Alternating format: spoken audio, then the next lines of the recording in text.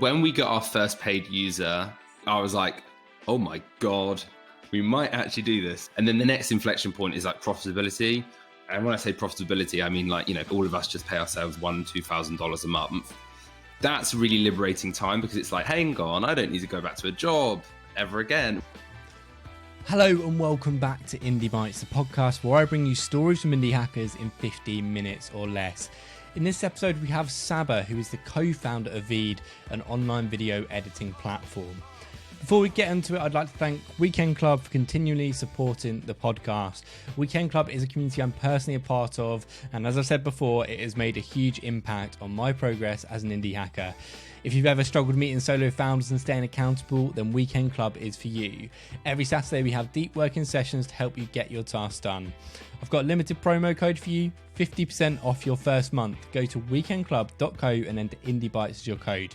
Let's get into this conversation with Sabba, who is also a member of Weekend Club. Sabba is the co-founder of Veed.io, an online video editing platform that has grown to over 1.7 million ARR.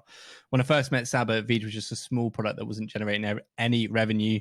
Since then, Sabba and his co-founder Tim have grown the platform rapidly, adding new team members, thousands of new users, making a profitable bootstrap business. Sabba, how are you doing? I'm good, man. Thanks for having me. It's absolutely mad because I think when I first met you and Veed was just this thing you were building, wasn't generating any revenue, to a couple of months ago when you came on the Martin Mashup podcast and you were at $1 million in revenue, and now you're at 1.7. That's mad. Oh, it's been so fast. It's been crazy. And how have you been dealing with the intense growth? Has it been stressful on you, growing the team?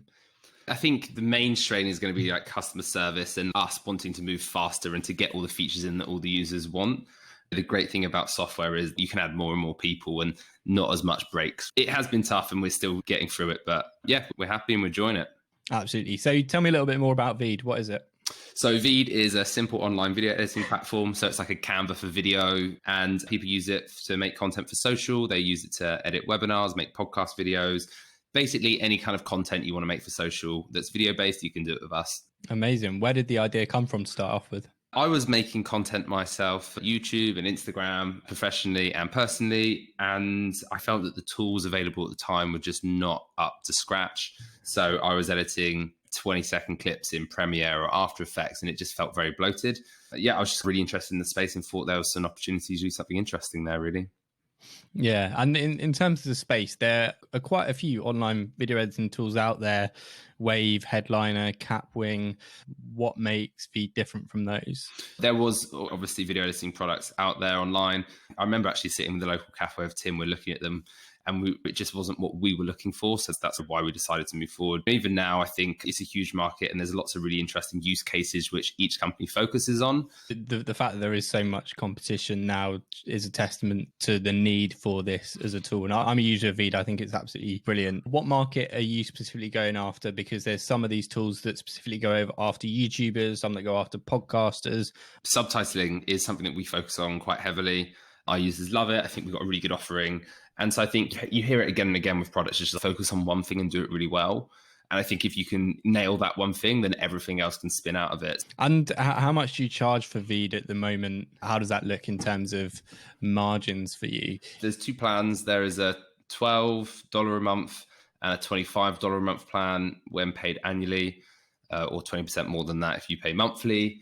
At the moment, we put away about 25% of that revenue into the bank to save for a bit of a rainy day and make a bit of a buffer. Because we are bootstrapped, we don't have reserves in the bank. So that's how we build our reserves. Yeah, absolutely. And we were saying just before you started, you've now got a team of about 20. How has that been for you, hiring people and managing them and seeing your team grow? Have you had any growing pains with that? Yeah, massively. I think there's a personal growing pain where it's just to put it in some context, like 14 months ago, there was me, Tim, Mate, Vilko, so just four of us. And I was developing, designing, doing marketing, and everyone was doing a bit of everything. Now, 14 months later, I do none of that. And it's more like management. So that's been a hard transition for me because all the designing is what I really love doing. In terms of hiring the team, that's been challenging. Delegating has been challenging. it's just new skills that I've never exercised before that I've had to learn. How did you choose who to hire at the start when you started generating more revenue and you got to that point to hire? Because a lot of people, do they hire a new dev person to build out the product? Do they hire sales? Do they hire marketing? How did you make that decision? I think it depends on every company, I think individually what they're lacking. And I remember at the start, we had really good traffic. So we weren't worried about growing marketing hugely, but we're like, actually, the product needs work. And there's a lot of complexity when building a video editing platform, especially when it comes down to the video file formats and like making sure they work in the browser, saving projects and making the collaboration work and all this stuff. So development was our main focus. And then all of a sudden, marketing looked really small. So then we start hiring people into marketing.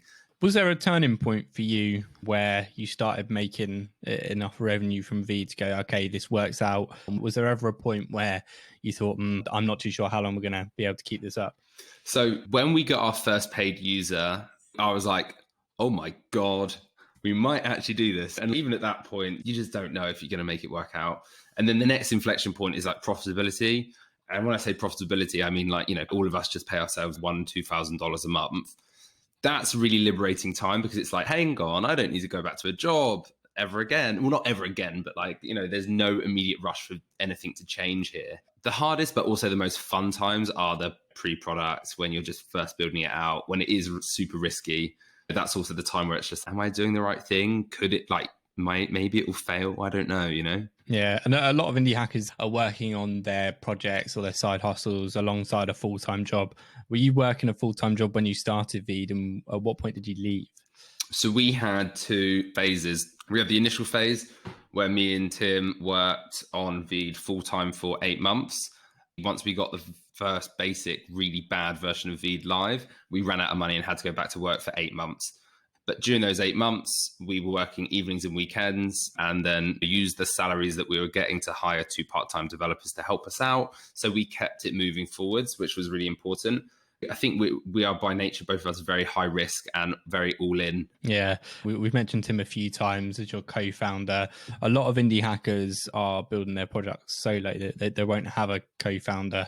Do you think it's worth these solo founders going out to find a co-founder? First of all, I think co-founders are great. And I actually think 3 people is a perfect number, especially in those early days. Doing it on your own is so hard because you might just spend all your time just developing and not speaking to users and marketing. So yeah, I would encourage people to find co-founders, but I wouldn't necessarily seek a co-founder. I would just put yourself in an environment where you might meet other people that are super interesting or that have similar ideas, and you might just have some great synergy with someone, and that's a perfect co-founder.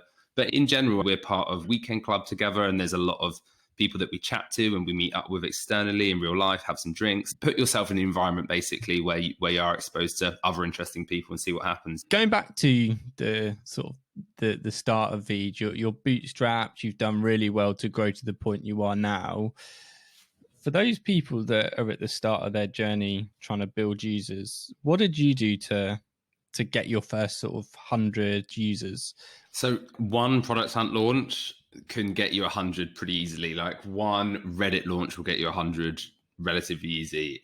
It's not that hard. You've just got to keep plugging away and keep sharing and keep telling the world about what you're building in whatever way, shape or form you can do. Maybe if it's a B2B, maybe you need to go to talks or write blog posts or go to conferences, or if it's like a more B2C, it's posting on Product Hunt or Reddit, Quora, it doesn't really matter. And I think there's different opportunities always at different times. So like when we just started, Quora was really great and we were able to post hundreds and hundreds of answers on Quora.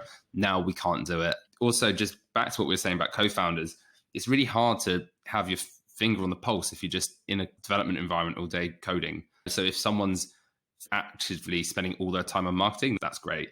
And I guess getting your first sort of 100 or first 1,000 users might be easier when you're free. And you started out as a free product, right? We were free for the 8 months. And then how did you start converting people to paid? And at what point did you introduce that paid plan to start generating some revenue? So we grew from 0 to about 30,000 monthly users. Because it was a free product, because it was very low barrier to entry. You just come on, no account. We decided to start charging our products because someone said that they didn't think we would convert anyone, and we were like, yeah, we will. We basically just dropped our paywall and just converted about 10 people on that first day, which is incredible. Yeah. Why did you start for free? Because that'll probably be scary for a lot of indie hackers who want to start charging for their products right away because they need to generate revenue if they're ever going to leave their jobs. Why is it you started for free? The product, when it first went live, you couldn't charge for. And then increasingly it gets better and better, and you get more and more people. If you think to yourself that it goes live with the paywall, you might be making your life way too hard, right? That you need to get your product out there as quickly as possible, and you need to get people using it and get their feedback as much as possible. And if you make the barrier to entry high with a paywall and you make it hard for yourself to produce this piece of software, it's just going to slow you down. So we got the basic version out, kept improving.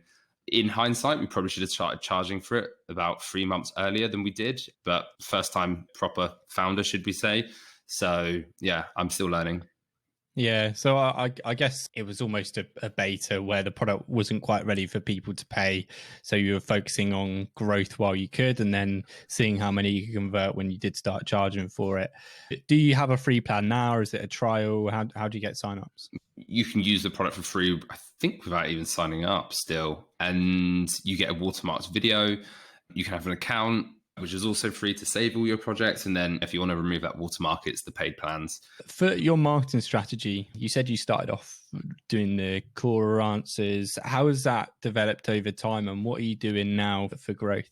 At the start, you can be relatively scrappy and you can just try and get a few users from LinkedIn posts, Facebook posts, but now I think we think a lot more long term about our growth. So 8 months ago, we hired someone to do YouTube videos for us. The YouTube channel gets about 8,000 views every day, which is amazing, and converts a good portion of users to the platform as free and paid users. The other thing that we've been doing is like engineering as growth as well. So like we've just built a screen recorder, a webcam recorder, and thinking there is people that maybe want to record their screens and want to record their webcams also want to edit their videos. So that's just a really nice flow into the products, and we can make those products free just as a way to drive them into the main app.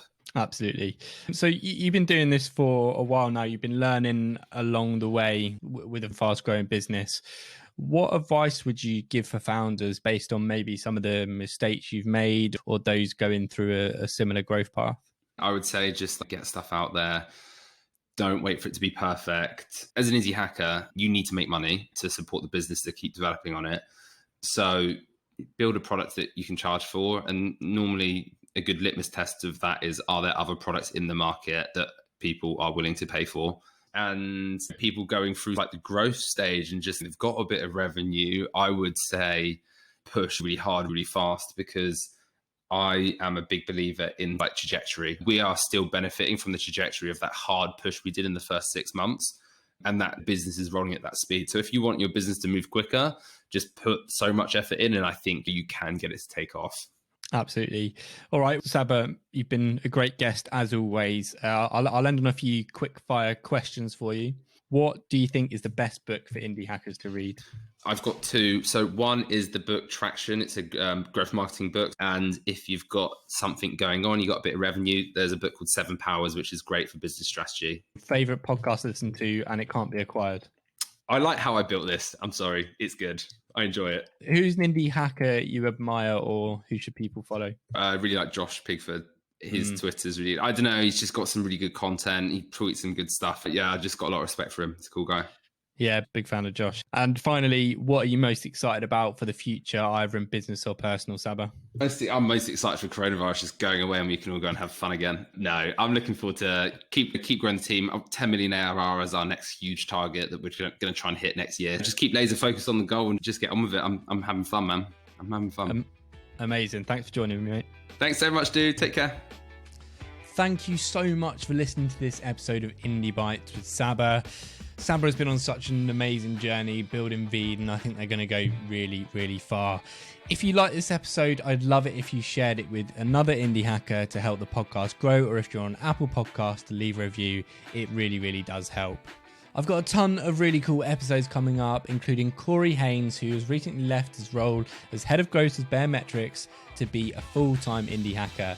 I've got Rosie Sherry, who runs the community at Indie Hackers, and Mubs, who is just a prolific maker.